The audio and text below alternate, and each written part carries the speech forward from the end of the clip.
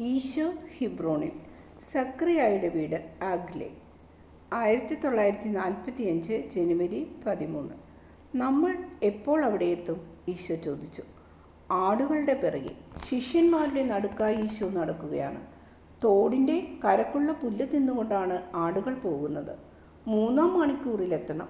ഇവിടെ നിന്ന് 10 മൈലുണ്ട്, ഏലിയാസ് പറഞ്ഞു. അത് കഴിഞ്ഞ് അങ്ങ് കറിയോത്തിലേക്ക് പോകുമോ? യൂദാസ് ചോദിച്ചു. നമ്മൾ അവിടെയും പോകും. ജൂട്ടായിൽ നിന്നും നേരെ കറിയൂത്തിലേക്ക് പോകാമായിരുന്നല്ലോ. അവിടെ നിന്ന് അധികം ദൂരമില്ലല്ലോ. അങ്ങനെയല്ലേ ഇടയന്മാരെ? അവിടെ നിന്ന് 2 മൈൽ കാണും. ഈ വഴി വന്നതുകൊണ്ട് വെറുതെ 20 മൈൽ കൂടുതൽ നടക്കേണ്ടി വന്നു. യൂദാസേ, നീ എന്താണ് ഇത്ര വിഷമിക്കുന്നത്? വിഷമമൊന്നുമില്ല ഗുരു. അങ്ങ് വീട്ടിൽ വരാമെന്ന് പറഞ്ഞതാണ്. അതുപോലെ തന്നെ ചെയ്യും. ഞാൻ എപ്പോഴും വാക്കുപാലിക്കും. അങ്ങ് വരാമെന്ന് ഞാൻ അമ്മയോട് അറിയിച്ചിട്ടുണ്ട്. അങ്ങ് പറഞ്ഞതുപോലെ മരിച്ചവരുമായി അടുപ്പം കാണിക്കാൻ അകലെ പോകേണ്ട. ആത്മാവിലൂടെ അവരുടെ അടുത്തെത്താമല്ലോ. ഞാൻ അങ്ങനെ ചെയ്തു. നീ ഇതൊന്ന് ആലോചിച്ചു നോക്കൂ. നീ എനിക്ക് വേണ്ടി ഇനിയും വേദന അനുഭവിച്ചിട്ടില്ല. ഇവരാകട്ടെ കഴിഞ്ഞ 30 കൊല്ലമായി എനിക്ക് വേണ്ടി പീഡിപ്പിക്കപ്പെട്ടു. എങ്കിലും അവർ എന്നെ ഉപേക്ഷിച്ചില്ല, കൂറുമറന്നില്ല. എൻ്റെ ഓർമ്മയോട് പോലും അവർ വിശ്വസ്തത കാട്ടി. ഞാൻ ജീവിച്ചിരിപ്പുണ്ടോ ഇല്ലയോ എന്നുകൂടി അവർക്ക് നിശ്ചയമില്ലായിരുന്നു. ഏതാനും ദിവസം പ്രായമുള്ള ഒരു ശിശുവായി മാത്രമേ അവരെന്നെ കണ്ടിട്ടുള്ളൂ. കരയുന്ന ശിശു, പാല് മാത്രം കുടിക്കുന്ന കൈക്കുഞ്ഞ്. എന്നിട്ടും അവർ എന്നെ എപ്പോഴും ദൈവമായി ആരാധിച്ചു. എനിക്ക് വേണ്ടി അവർ പ്രഹരിക്കപ്പെട്ടു, ശപിക്കപ്പെട്ടു, പീഡിപ്പിക്കപ്പെട്ടു. യൂദയായിക്ക് നാണക്കേട് വരുത്തിയവരായി അവരെ ആളുകൾ കണ്ടു. എന്നിട്ടും അവരുടെ വിശ്വാസത്തിന് ഇളക്കം തട്ടിയില്ല. അടി കൊണ്ടിട്ടും അത് തളർന്നില്ല, മരവിച്ചില്ല. നേരെ മറിച്ച് അവരുടെ വിശ്വാസം പീഡനങ്ങളിലൂടെ കൂടുതൽ ദൃഢമായി. അതിൻ്റെ വേരുകൾ ആഴത്തിൽ പാഞ്ഞു. ഗുരു, 3-4 ദിവസമായി അങ്ങയോട് ചോദിക്കാൻ ആഗ്രഹിച്ച ഒരു ചോദ്യമുണ്ട്. ഈ മനുഷ്യർ അങ്ങേ സ്നേഹിച്ചവരാണ്, ദൈവത്തിൻ്റെ സ്നേഹിതന്മാരുമാണ്, അല്ലേ? സ്വർഗീയ സമാധാനം നൽകി ദൈവത്തിൻ്റെ മാലാഖമാർ അവരെ അനുഗ്രഹിച്ചു, ഇല്ലേ? എന്നിട്ടും അവർ എന്തുകൊണ്ടാണ് സന്തുഷ്ടരല്ലാത്തത്? അന്നയെപ്പറ്റി അങ്ങേക്ക് പറയാനുള്ളത് എന്താണ്? അങ്ങേ സ്നേഹിച്ചതുകൊണ്ടാണ് അവൾ കൊല്ലപ്പെട്ടത്. എന്നെ സ്നേഹിക്കുന്നവർക്കും ഞാൻ സ്നേഹിക്കുന്നവർക്കും കഷ്ടകാലമാണ് വിധിച്ചിരിക്കുന്നത് എന്നാണോ നീ സൂചിപ്പിക്കുന്നത്? എന്ന് പറയുന്നില്ല, എങ്കിലും നീ ഉദ്ദേശിക്കുന്നത് അത് തന്നെയാണ്. നിന്റെ ഉള്ളിൽ എന്തുകൊണ്ടാണ് വെളിച്ചം കടക്കാത്തത്? നീ മനുഷ്യൻ്റെ കാഴ്ചപ്പാടിലൂടെ എല്ലാം കാണുന്നു. ജോൺ, നീ അവനെ തടയണ്ട. സൈമൺ, നീയും. അവന് പറയാനുള്ളത് പറയട്ടെ. എനിക്ക് പരാതിയില്ല. നിങ്ങൾ ഹൃദയം തുറന്ന് എന്നോട് സംസാരിക്കണം എന്ന് മാത്രമേ എനിക്ക് ആഗ്രഹമുള്ളൂ. അപ്പോൾ നിങ്ങൾക്ക് കാര്യം മനസ്സിലാക്കാൻ കഴിയും. യൂദാസേ, ഇവിടെ വരൂ. ഞാൻ പറയുന്നത് കേൾക്കൂ. ഈ കാലഘട്ടത്തിൽ പലരും നിന്നെപ്പോലെ ചിന്തിക്കുന്നവരാണ്. ഭാവിയിലും പലരുടെയും ചിന്താഗതി അതുതന്നെ ആയിരിക്കും. ഈ ചിന്താഗതി തെറ്റാണെന്ന് ഞാൻ പറയും. ഇങ്ങനെ നീ ചിന്തിക്കുന്നത് ദുർബുദ്ധി കൊണ്ടല്ല, അജ്ഞത കൊണ്ടാണ്. കൊച്ചുകുട്ടികളുടെ തെറ്റായ ധാരണ പോലെയാണിത്. നിങ്ങൾ കുട്ടികളെ പോലെയാണ്, പാവങ്ങൾ. ഞാനിവിടെ ഗുരുവാണ്. ഉപദേശം നൽകി നിങ്ങളെ പക്വതയുള്ളവരാക്കാനാണ് ഞാൻ വന്നിരിക്കുന്നത്. തെറ്റും ശരിയും തിന്മയും തിരിച്ചറിയാൻ നിങ്ങൾക്ക് കഴിയണം. നല്ലത് കൂടുതൽ, നന്മയുള്ളതും വിവേചിച്ചറിയണം. അതുകൊണ്ട് ഞാൻ പറയുന്നത് ശ്രദ്ധിച്ചു കേൾക്കൂ. ജീവിതം എന്താണ്? ചെറിയ ഒരു ഇടവേള. ഇരുട്ടുകുഴിക്ക് മുമ്പുള്ള ഇരുട്ടുകുഴി എന്ന് വേണമെങ്കിൽ പറയാം. നിങ്ങൾ നല്ല കുട്ടികളെ പോലെ പെരുമാറുമോ ഇല്ലയോ എന്ന് കണ്ടുപിടിക്കാൻ പിതാവായ ദൈവം നിശ്ചയിച്ചിട്ടുള്ള ഒരു പരീക്ഷണകാലം. ഈ ജീവിതത്തിന് ശേഷം നിങ്ങളുടെ പ്രവൃത്തികളുടെ അടിസ്ഥാനത്തിൽ ഒരു ഭാവി ജീവിതം നൽകുന്നു. ആ ജീവിതത്തിന് അന്തമില്ല. അവിടെ പരീക്ഷണങ്ങളുമില്ല. ദൈവത്തെ ഒരു പ്രത്യേക രീതിയിൽ സേവിക്കുന്നതിന് അവസരം ലഭിച്ചതുകൊണ്ട് മാത്രം ഒരാൾ അനന്തകാലത്തേക്ക് സമ്പന്നനാകുന്നത് ശരിയാണോ? അത് നീതിക്ക് നിരക്കുന്നതാണോ? അയാൾക്കിപ്പോൾ തന്നെ ഏറെ അനുഗ്രഹങ്ങൾ ലഭിച്ചു കഴിഞ്ഞു. അതുകൊണ്ട് അവർ സന്തുഷ്ടരായിരിക്കണം. മാനുഷികമായി നോക്കുമ്പോൾ വേണ്ടത്ര ജീവിത സൗകര്യങ്ങളില്ലെങ്കിലും അവർ സംതൃപ്തരായിക്കൊള്ളണം എന്ന് പറയാമോ? ദൈവികമായ വെളിച്ചം ഉള്ളിലുണ്ടായിരിക്കുകയും മനസാക്ഷി ശുദ്ധമായിരിക്കുകയും അങ്ങനെ മനസ്സമാധാനം അനുഭവിക്കുകയും ചെയ്യുന്നവർക്കും സമ്പത്തും പെരുമയും കൂടി കിട്ടണമെന്ന് വിചാരിക്കുന്നത് ശരിയാണോ? അത് വിവരക്കേടല്ലേ ഗുരു? അങ്ങനെ ആഗ്രഹിക്കുന്നത് പരിശുദ്ധമായ ഒരു സ്ഥലം മലിനമാക്കുന്നത് പോലെയാണ്. അങ്ങുള്ളിടത്തെ ലൗകികമായ സന്തോഷം എന്തിന്? അവർക്ക് അങ്ങുണ്ടായിരുന്നു. കഴിഞ്ഞ 30 വർഷക്കാലം ഇസ്രയേൽ സമ്പന്നന്മാർ അവർ മാത്രമായിരുന്നു. അവർക്ക് മാത്രമേ അങ്ങുണ്ടായിരുന്നുള്ളൂ. അവർ മാത്രമേ അങ്ങേ അറിഞ്ഞിരുന്നുള്ളൂ. അങ്ങുള്ളപ്പോൾ പിന്നെ ധനവും യശസ്സും എന്തിന്? പരിഹാരബലിക്ക് നാം മാനുഷികമായവ ഉപയോഗിക്കുന്നില്ല. വെഞ്ചരിച്ച തിരുപാത്രങ്ങൾ തിരുകർമ്മങ്ങൾക്ക് മാത്രമേ ഉപയോഗിക്കുന്നുള്ളൂ. അങ്ങയുടെ പുഞ്ചിരി കണ്ട നാൾ മുതൽ ഇവർ വിശദീകരിക്കപ്പെട്ടവരാണ്, ദൈവത്തിന് ഏൽപ്പിച്ചു കൊടുക്കപ്പെട്ടവർ. അവരുടെ ഹൃദയങ്ങളിൽ അങ്ങ് മാത്രമേ കാണാവൂ. വേറൊന്നിനും അവിടെ സ്ഥലമില്ല. ഞാൻ അവരിൽ ഒരാളായിരുന്നെങ്കിലെന്ന് ആശിച്ചു പോകുന്നു, സൈമൺ പറഞ്ഞു. പക്ഷെ നീ ഗുരുവിനെ കാണുകയും ഗുരു നിന്നെ സുഖപ്പെടുത്തുകയും ചെയ്ത ഉടൻ നീ പോയി നിന്റെ വസ്തുക്കൾ ഏറ്റെടുത്തില്ലേ? യൂദാസ് പരിഹസിച്ചുകൊണ്ട് ചോദിച്ചു. അത് നേരാണ്. അങ്ങനെ ചെയ്യുമെന്ന് ഞാൻ പറഞ്ഞതുപോലെ ചെയ്തു. അങ്ങനെ ചെയ്തത് എന്തിനാണെന്ന് നിനക്കറിയാമോ? കാര്യം മുഴുവൻ ഗ്രഹിക്കാതെ നീ എന്നെ കുറ്റപ്പെടുത്തിയാലോ? എൻ്റെ നടത്തിപ്പുകാരന് കൃത്യമായ നിർദ്ദേശങ്ങൾ നൽകിയിട്ടുണ്ടായിരുന്നു. സൈമൺ സുഖം പ്രാപിച്ചതോടുകൂടി അവൻ സ്വതന്ത്രനായി. അവൻ്റെ ശത്രുക്കൾക്ക് അവനെ ഒന്നും ചെയ്യാൻ പറ്റില്ല. അവനൊരു പ്രത്യേക വിഭാഗത്തിൽപ്പെട്ടവനല്ല. അവൻ ഈശോയുടെ മാത്രമാണ്. അവനെ ആരും പീഡിപ്പിക്കാൻ വരില്ല. അവൻ ഈശോ മാത്രമേയുള്ളൂ, വേറെ ഒന്നുമില്ല. വിശ്വസ്തനായ ഒരു ഭൃത്യൻ സൈമൻ്റെ മുതൽ സൈമന് വേണ്ടി സൂക്ഷിച്ചു വെച്ചു. അതുകൊണ്ട് അത് ഉടമസ്ഥൻ്റെ കയ്യിൽ മടങ്ങിയെത്തി. ഞാൻ കുറേ കാലം കൂടി അവൻ്റെ ഉടമസ്ഥനായി തുടരുന്നത് കൊണ്ട് തോട്ടം പുതുക്കുന്നതിന് വേണ്ട ഏർപ്പാട് ചെയ്തു. വിൽക്കുമ്പോൾ നല്ല വില കിട്ടും. അപ്പോൾ എനിക്ക് പറയാൻ കഴിയും, ഇല്ല, ഞാൻ പറയുന്നില്ല. സൈമൺ അത് മാലാഖമാർ പറഞ്ഞുകൊള്ളും. അനശ്വരമായ ഏടുകളിൽ അവരത് കുറിച്ചിടുകയും ചെയ്യും, ഈശോ പറഞ്ഞു. സൈമൺ ഈശോയെ നോക്കി. അവരുടെ കണ്ണുകൾ ഇടയുന്നു. സൈമൻ്റെ കണ്ണുകളിൽ അത്ഭുതവും ഈശോയുടെ കണ്ണുകളിൽ അനുഗ്രഹാശസ്സുകളും തെളിയുന്നു. പതിവ് പോലെ ഇന്നും തെറ്റുപറ്റിയത് എനിക്ക് തന്നെ. അങ്ങനെയല്ല യൂദാസേ, നിനക്ക് പ്രായോഗിക ബുദ്ധിയുണ്ട്. നീ തന്നെ അങ്ങനെ പറഞ്ഞിട്ടുണ്ടല്ലോ. പക്ഷേ ഈശോയുടെ അടുത്ത് ശീമോൻ പത്രോസിനും ആദ്യമൊക്കെ പ്രായോഗിക ബുദ്ധി വേണ്ടത്ര ഉണ്ടായിരുന്നു. പക്ഷേ ഇപ്പോഴോ? യൂദാസേ, നീയും പത്രോസിനെ പോലെയാകും. നീ ഗുരുവിൻ്റെ അടുത്ത് വന്നിട്ട് കുറച്ചു കാലമേ ആയിട്ടുള്ളൂ. ഞങ്ങൾ കുറെ കൂടി നേരത്തെ വന്നവരാണ്. യൂദാസിനെ സമാധാനിപ്പിച്ചുകൊണ്ട് ജോൺ പറഞ്ഞു.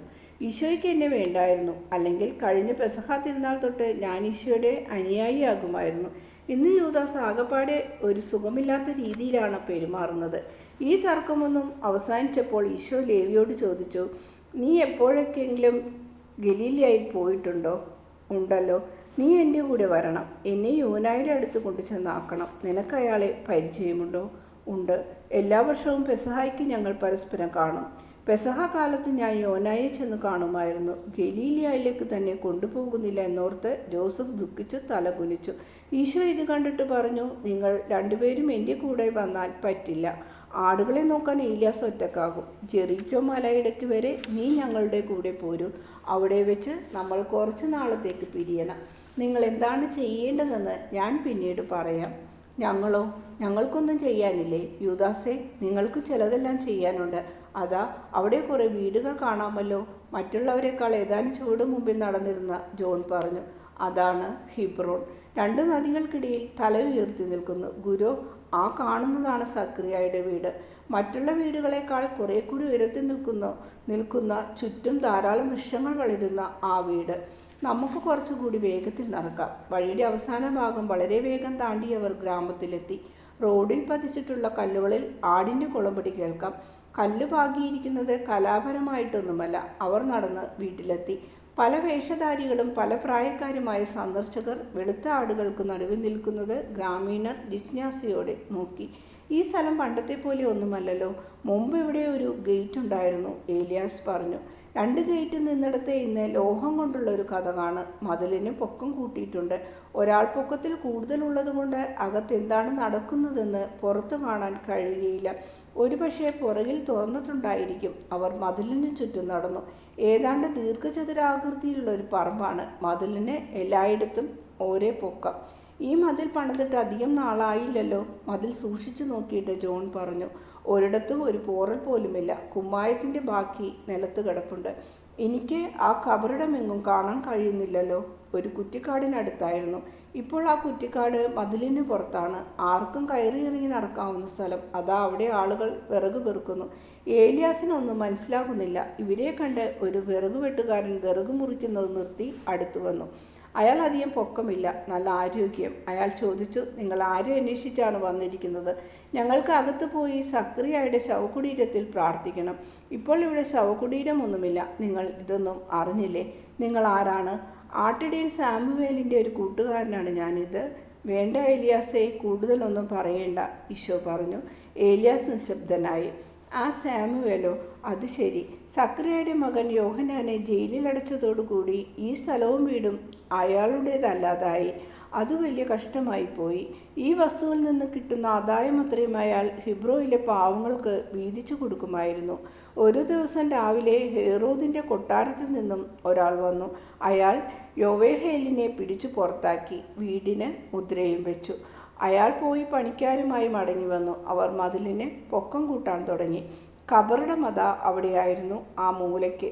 അയാൾക്ക് കബറിടത്തിൻ്റെ ആവശ്യമില്ലായിരുന്നു. അതെല്ലാം തല്ലിപ്പൊളിച്ചിട്ടിരിക്കുന്നതാണ് ഒരു ദിവസം ഞങ്ങൾ കണ്ടത്. അസ്ഥികളെല്ലാം വാരിച്ചിതറിയിരുന്നു. ഞങ്ങളതെല്ലാം പെറുക്കിയെടുത്ത് ഒരു കൽപ്പെട്ടിയിൽ സൂക്ഷിച്ചിട്ടുണ്ട്. സക്രിയയുടെ പുരോഹിതൻ്റെ വീട്ടിൽ ആ ആഭാസൻ അയാളുടെ കാമുകികളെ കൊണ്ടുവന്ന് താമസിപ്പിച്ചിരിക്കുന്നു. ഈയിടെ റോമിൽ നിന്ന് ഒന്നിനെ കൊണ്ടുവന്നിട്ടുണ്ട്. അതുകൊണ്ടാണ് മതിലിനെ പൊക്കം കൂട്ടിയത്. അകത്ത് എന്തു നടക്കുന്നു എന്നാരും കാണരുത്. പുരോഹിതൻ്റെ ഭവനം വേശ്യാലയമാക്കിയിരിക്കുന്നു. അത്ഭുതം സംഭവിച്ച വീടാണ്. മിശിഹായുടെ മുന്നോടി പിറന്ന വീടാണ്. യോഹന്നാൻ ഒന്നുകിൽ മിശിഹ, അല്ലെങ്കിൽ മിശിഹായുടെ മുന്നോടി, അതിൽ സംശയമൊന്നുമില്ല. സ്നാപകനെ കൊണ്ട് ഞങ്ങൾക്ക് എന്തുമാത്രം ശല്യം ഉണ്ടായെന്നറിയാമോ? പക്ഷേ യോഹന്നാൻ മഹാനാണ്, ഞങ്ങളുടെ ആളാണ്. അദ്ദേഹം പിറന്നപ്പോൾ തന്നെ ഇവിടെ ഒരു അത്ഭുതം സംഭവിച്ചു. എലിസബത്ത് ഉണങ്ങി വരേണ്ട ഒരു വൃദ്ധയായിരുന്നു, ഒരു മുൾച്ചെടി പോലെ. അവൾ പെട്ടെന്ന് തളർത്തു. ആധാറിൽ വളരുന്ന ഒരു ആപ്പിൾ മരം പോലെ അവൾ ഗർഭിണിയായി. അതായിരുന്നു ആദ്യത്തെ അത്ഭുതം. പിന്നെ അവളുടെ ഒരു ബന്ധു ഇവിടെ വന്നു. അവൾ പരിശുദ്ധയായ ഒരു സ്ത്രീയായിരുന്നു. അവൾ എലിസബത്തിന് വേണ്ട സഹായമൊക്കെ ചെയ്തു കൊടുത്തു. സംസാരിക്കാതിരുന്ന സക്രിയാസിൻ്റെ സംസാരശക്തി തിരിച്ചു കിട്ടി. അവളുടെ പേര് മേരി എന്നായിരുന്നു.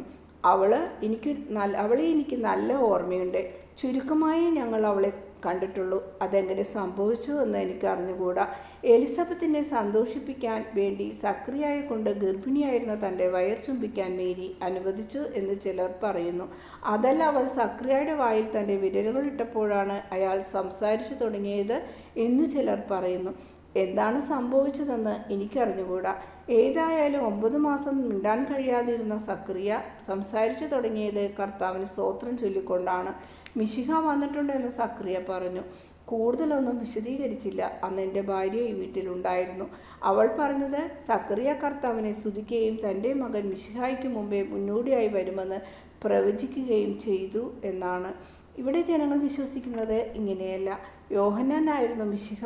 അദ്ദേഹം കർത്താവിൻ്റെ മുമ്പിലെത്തി, എബ്രഹാം മുമ്പിലെത്തിയതുപോലെ. അതാണ് സംഭവിച്ചത്. ഞാൻ പറയുന്നത് ശരിയല്ലേ? സ്നാപകൻ്റെ ആത്മാവിനെ സംബന്ധിച്ചിടത്തോളം അത് ശരിയാണ്. ആത്മാവ് എപ്പോഴും ദൈവത്തിൻ്റെ മുമ്പിലെത്തുന്നു. എന്നാൽ മിശിഹായെപ്പറ്റി നീ പറഞ്ഞത് ശരിയല്ല. ദൈവപുത്രൻ്റെ അമ്മയാണ് താനെന്ന് പറഞ്ഞ ആ സ്ത്രീ യഥാർത്ഥത്തിൽ ദൈവപുത്രൻ്റെ അമ്മയായിരുന്നു. സാമുവേൽ അങ്ങനെ പറഞ്ഞു. അവർ ഇപ്പോഴും ജീവിച്ചിരിപ്പുണ്ടോ എന്തോ. അവർ ദൈവപുത്രൻ്റെ അമ്മയായിരുന്നു. മിശിഹ പിറന്നു അതിനു മുൻപ് യോഹന്നാനും. പ്രവാചകൻ പറഞ്ഞതുപോലെ മരുഭൂമിയിൽ ഉയർന്ന സ്വരം യോഹന്നാൻ്റേതായിരുന്നു. ഇത് ആദ്യമായി പറയുന്നത് അങ്ങാണ്. യോവേൽ അവസാനം ഒരു ആട്ടിൻതുകൽ സ്നാപകന് കൊണ്ടുപോയി കൊടുത്തപ്പോൾ ആണ്ടുതോറും തണുപ്പുകാലം തുടങ്ങുമ്പോൾ ഒരു തുകൽ കൊണ്ടുപോയി കൊടുക്കുമായിരുന്നു. മിശിഹായെപ്പറ്റി തിരക്കി. മിശിഹ ഇതാ ഇവിടെയുണ്ട് എന്ന് സ്നാപകൻ പറഞ്ഞില്ല. സ്നാപകൻ അത് പറയുമ്പോൾ ഞാൻ സ്നാപകൻ്റെ ശിഷ്യനായിരുന്നു. ഇതാ ദൈവത്തിൻ്റെ കുഞ്ഞാട് എന്ന് സ്നാപകൻ പറഞ്ഞത് ഞാൻ കേട്ടതാണ്. ജോൺ പറഞ്ഞു. അല്ല, യോഹന്നാനാണ് ആ കുഞ്ഞാട്. അച്ഛനമ്മമാരുടെ സഹായം കൂടാതെ ഏതാണ്ട് ഒറ്റക്ക് വളർന്ന ഒരു കുഞ്ഞാട്. നേമത്തിൻ്റെ പുത്രനായപ്പോൾ തൊട്ട് മനുഷ്യരിൽ നിന്നകന്ന് മരുഭൂമിക്കടുത്തുള്ള മലയിലെ ഗുഹകളിൽ ജീവിച്ചു. അവിടെ ദൈവവുമായി സല്ലപിച്ചുകൊണ്ട് അദ്ദേഹം വളർന്നു. എലിസബത്തും സക്രിയയും മരിച്ചപ്പോൾ പോലും മടങ്ങി വന്നില്ല. അദ്ദേഹത്തിന് അച്ഛനും അമ്മയും ദൈവമായിരുന്നു. സ്നാപകനേക്കാൾ വലിയ ഒരു പ്രവാചകനില്ല. ഹിബ്രോണിൽ ആരോട് ചോദിച്ചാലും ഇത് പറയും. സാമുവേൽ ഇങ്ങനെ പറയും. എങ്കിലും ബെത്ലഹേമിലുള്ളവർ പറഞ്ഞത് ശരിയായിരിക്കണം. ദൈവത്തിൻ്റെ വിശുദ്ധൻ യോഹന്നാൻ തന്നെ. ആരെങ്കിലും നിന്നോട് ഞാനാണ് മിശിഹ എന്ന് പറഞ്ഞാൽ നിനക്ക് എന്ത് തോന്നും? ഞാൻ അയാളെ ദൈവദൂഷണം പറയുന്നവനെന്ന് വിളിക്കും, കല്ലെറിഞ്ഞ് ഓടിക്കും. അയാൾ അത്ഭുതങ്ങൾ പ്രവർത്തിച്ച് താൻ മിശിഹായാണെന്ന് തെളിയിച്ചാലോ അവനെ പിശാച് ബാധിച്ചിരിക്കുകയാണെന്ന് ഞാൻ പറയും. യോഹന്നാൻ തൻ്റെ യഥാർത്ഥ രൂപത്തിൽ പ്രത്യക്ഷപ്പെടുമ്പോൾ മിശിഹ വരും. യോഹന്നാനോട് ഹെറോദിന് ഇത്ര വിദ്വേഷം തോന്നാൻ കാരണം അദ്ദേഹം മിശിഹ ആയതുകൊണ്ടാണ്. സൂത്രക്കാരനായ ഹെറോദിന് അറിയാം യോഹന്നാൻ മിശിഹായാണെന്ന്. യോഹന്നാൻ പിറന്നത് ബെത്ലഹേമിലല്ലോ. കാരാഗൃഹത്തിൽ നിന്നും വെളിയിൽ വരുമ്പോൾ തൻ്റെ വരവ് ആസന്നമായിരിക്കുന്നു എന്ന് പ്രഖ്യാപിച്ച ശേഷം യോഹന്നാൻ ബെത്ലഹേമിൽ തന്നെ ജനത്തിന് വെളിപ്പെടുത്തും. ബെത്ലഹേം അതിനു വേണ്ടി കാത്തിരിക്കുകയാണ്. നിങ്ങൾക്ക് ധൈര്യമുണ്ടെങ്കിൽ വേറൊരു മിശിഹായെപ്പറ്റി ബെത്ലഹേമിൽ പോയി പറഞ്ഞു നോക്കൂ. അപ്പോൾ കാണാം എന്തു സംഭവിക്കുമെന്ന്. ഇവിടെ ഒരു പ്രാർത്ഥനാലയമുണ്ടോ? ഉണ്ട്. നേരെ ഒരു 200 അടി നടന്നാൽ മതി. വഴി തെറ്റില്ല. അതിൻ്റെ അടുത്തൊരു കൽപ്പെട്ടിയുണ്ട്. അതിലാണ് ഈ കബറത്തിൽ നിന്ന് എടുത്തെറിഞ്ഞ അസ്ഥികൾ സൂക്ഷിച്ചിരിക്കുന്നത്. ഞങ്ങൾ പോകട്ടെ. ദൈവം നിങ്ങൾക്ക് വെളിച്ചം തരട്ടെ. അവർ നടന്നകുന്നു. തിരിച്ചു വീണ്ടും വീടിൻ്റെ മുൻഭാഗത്തെത്തുന്നു. വാതിൽക്കൽ ഒരു യുവതി നിൽപ്പുണ്ട്. അവൾ സുന്ദരിയാണ്. നാമമാത്രമായ വസ്ത്രങ്ങളെ ധരിച്ചിട്ടുള്ളൂ. അവൾ ചോദിച്ചു, പ്രഭോ, വീട്ടിനുള്ളിലേക്ക് വരുന്നു? വരാമല്ലോ. ഈശോ ഒരു ന്യായാധിപനെ പോലെ അവളെ രൂക്ഷമായി നോക്കി. ഒന്നും പറയുന്നില്ല. യൂദാസും കൂടെയുള്ളവരെല്ലാവരും അവളെ ശകാരിച്ചു. നാണമില്ലാത്തവളെ, അകത്തു പോകൂ. എടി തേവിടിച്ചി, നിന്റെ ശ്വാസം ഞങ്ങളെ അശുദ്ധമാക്കും. ആ സ്ത്രീ ലജ്ജിച്ചു തല താഴ്ത്തി. വഴിപോക്കരും തെരുവ് പിള്ളേരും അവളെ കളിയാക്കി. അവൾ അകത്തേക്ക് പോകാൻ തുടങ്ങിയപ്പോൾ ഈശോ പറഞ്ഞു, ഹവ്വ വെച്ച് നീട്ടുന്ന ആപ്പിൾ എനിക്ക് വേണ്ട എന്ന് പറയാൻ, ഞാനതൊരിക്കലും ആഗ്രഹിച്ചിട്ടില്ല എന്ന് പറയാൻ ആർക്ക് കഴിയും? അത്ര പരിശുദ്ധനായി ആരുണ്ട്? അങ്ങനെ ഒരാളെ കാണിച്ചു തന്നാൽ ഞാൻ പറയും അയാൾ പുണ്യവാനാണെന്ന്. അങ്ങനെ ആരുമില്ല. സ്ത്രീയോടുള്ള അവജ്ഞ കൊണ്ടല്ലാതെ നിങ്ങളുടെ ബലഹീനതയെപ്പറ്റി ബോധമുള്ളത് കൊണ്ട് ആ സ്ത്രീയുടെ അടുത്ത് പോകാതിരിക്കുന്നത് എനിക്ക് മനസ്സിലാക്കാം. ബലഹീനരെ വലിയ പരീക്ഷണത്തിന് വിധേയരാക്കുന്നത് ശരിയല്ല. സ്ത്രീയെ, അകത്തേക്ക് വരാൻ ഞാൻ ആഗ്രഹിക്കുന്നു. ഈ വീട് എൻ്റെ ബന്ധുവിൻ്റെ വകയായിരുന്നു. എനിക്ക് വളരെ പ്രിയപ്പെട്ട ഒരു ഭവനമാണിത്. അങ്ങേക്ക് എന്നോട് അവജ്ഞയില്ലെങ്കിൽ പ്രഭോ, അകത്തേക്ക് വരൂ. ആ കതക് തുറന്നിട്ടേക്കു. ജനം അതും ഇതും പറഞ്ഞു നടക്കുന്നുണ്ടല്ലോ. ഗാംഭീര്യം തുളുമ്പുന്ന മുഖവുമായി ഈശോ അകത്തേക്ക് കടന്നു ചെന്നു. ആ സ്ത്രീ വിനയത്തോടു കൂടി ഈശോയുടെ മുമ്പിൽ തല കുനിച്ചു നിന്നു. അനങ്ങാൻ അവൾ ധൈര്യപ്പെട്ടില്ല. വഴിയെ പോകുന്നവരുടെ പരിഹാസം നിറഞ്ഞ ചിരിയും പരിഹാസവചനങ്ങളും അവളെ വേദനിപ്പിച്ചു. അവൾ പൂന്തോട്ടത്തിൻ്റെ അങ്ങേയറ്റത്തേക്ക് ഓടി. ഈശോ കോണിപ്പടിയുടെ ചുവട്ടിലോളം ചെന്നു. പകുതി തുറന്നു കിടക്കുന്ന വാതിലിലൂടെ ഉള്ളിലേക്ക് നോക്കി. പക്ഷേ അകത്ത് പ്രവേശിക്കുന്നില്ല. സക്രിയായുടെ കുഴിമാടം നിന്നിരുന്ന സ്ഥലത്തേക്ക് ഈശോ പോയി. അവിടെ ഇപ്പോൾ ഉള്ളത് പുറംജാതിക്കാരുടെ ചെറിയൊരു ക്ഷേത്രമാണ്. നീതിമാന്മാരുടെ അസ്ഥികൾ അവ വറ്റി വരണ്ടു പോയാലും ചിതറപ്പെട്ടാലും പരിശുദ്ധീകരിക്കുന്ന തൈലത്തിന് ഉറവയാകും. നിത്യായുസിൻ്റെ വിത്തുകൾ അവ വാരി വിതറുന്നു. നന്മ ചെയ്തുകൊണ്ട് ജീവിച്ചവരുടെ ആത്മാക്കൾക്ക് സമാധാനം. കർത്താവിൽ നിദ്ര പ്രാപിച്ചിട്ടുള്ള വിശുദ്ധന്മാർക്ക് സമാധാനം. ഏറെ പീഡിപ്പിക്കപ്പെട്ടതെങ്കിലും തിന്മയൊന്നും ചെയ്യാത്തവർക്കും സമാധാനം. ഭൂമിയിലും സ്വർഗത്തിലും യഥാർത്ഥ മഹിമയുള്ളവർക്ക് സമാധാനം. ആ സ്ത്രീ വേലിയുടെ ഓരം ചേർന്ന് നടന്ന ഈശോയുടെ അടുത്തെത്തി. പ്രഭോ, സ്ത്രീയെ, പ്രഭു, അങ്ങയുടെ പേരെന്താണ്? ഈശോ, ഈ പേര് ഞാൻ കേട്ടിട്ടില്ല. ഞാൻ റോമാക്കാരിയാണ്. ഒരു നർത്തകി. മാദകത്വം മാത്രമാണ് എൻ്റെ കൈമുതൽ. അങ്ങയുടെ പേരിൻ്റെ അർത്ഥം എന്താണ്? എൻ്റെ പേര് ആഗ്ലേ എന്നാണ്. തിന്മ എന്നർത്ഥം. എൻ്റെ പേരിൻ്റെ അർത്ഥം രക്ഷകൻ എന്നാണ്. അങ്ങ് എങ്ങനെയാണ് രക്ഷിക്കുക? ആരെയാണ് രക്ഷിക്കുക? രക്ഷിക്കപ്പെടാൻ അതിയായി ആഗ്രഹിക്കുന്നവരെ പരിശുദ്ധമായി ജീവിക്കണമെന്നും ബഹുമതികളെക്കാൾ ദുഃഖങ്ങൾ അഭിലഷണീയമാണെന്നും ഏത് സാഹചര്യത്തിലും നന്മയെ ചെയ്യാവൂ എന്ന് ഞാൻ പഠിപ്പിക്കുന്നു. അങ്ങനെയാണ് ഞാൻ ആളുകളെ രക്ഷിക്കുന്നത്. ഈശോ സംസാരിക്കുന്നത് അവളെ നോക്കിക്കൊണ്ടല്ല. അദ്ദേഹത്തിൻ്റെ സ്വരത്തിൽ വിദ്വേഷത്തിൻ്റെയോ വിഷാദത്തിൻ്റെയോ ലാഞ്ചനയില്ല. ഞാൻ പിഴച്ചു പോയവളാണ്. പിഴച്ചുപോയവരെ, വഴിതെറ്റിപ്പോയവരെ അന്വേഷിച്ചു വന്നിരിക്കുന്നവനാണ് ഞാൻ മരിച്ചവളാണ്. ജീവൻ കൊടുക്കുന്നവനാണ് ഞാൻ ചെളിയും നുണയുമാണ്. ഞാൻ വിശുദ്ധിയും സത്യവുമാകുന്നു. അങ്ങ് അതുമാത്രമല്ല വിശാല മനസ്കനുമാണ്. അങ്ങ് എൻ്റെ നേരെ നോക്കുന്നില്ല, എന്നെ സ്പർശിക്കുന്നില്ല, എന്നെ ചവിട്ടി മെതിക്കുന്നില്ല. എന്നോട് കരുണ തോന്നണേ. ആദ്യം നിനക്ക് നിന്നോട് തന്നെ കരുണ തോന്നണം, നിൻ്റെ ആത്മാവിനോട്. എന്താണ് ഈ ആത്മാവ്? മനുഷ്യനെ മൃഗമല്ലാതാക്കുന്നത്, ദൈവമാക്കുന്നത് ആത്മാവാണ്. പാപവും തിന്മയും ആത്മാവിനെ കൊല്ലുന്നു. ആത്മാവിനെ കൊന്നുകഴിഞ്ഞാൽ മനുഷ്യൻ വൃത്തികെട്ടൊരു മൃഗമായി മാറും.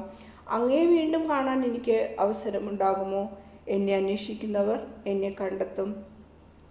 അങ്ങ് എവിടെയാണ് താമസിക്കുന്നത്?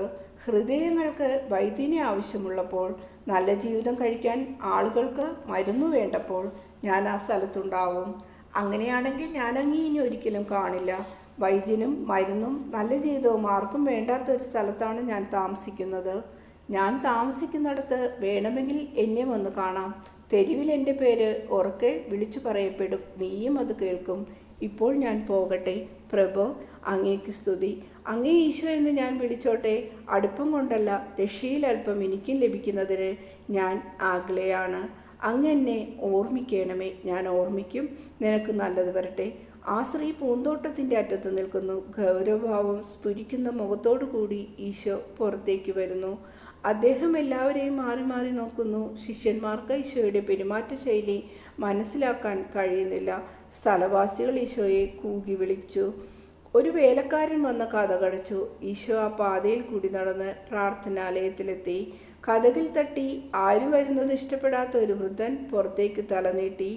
ഈശോ എന്തെങ്കിലും പറയുന്നതിന് മുമ്പ് തന്നെ അയാൾ പറഞ്ഞു, വേശ്യകളുമായി ഇടപെടുന്നവർക്ക് പ്രാർത്ഥനാലയത്തിൽ പ്രവേശനമില്ല. വേഗം പൊയ്ക്കൊള്ളൂ.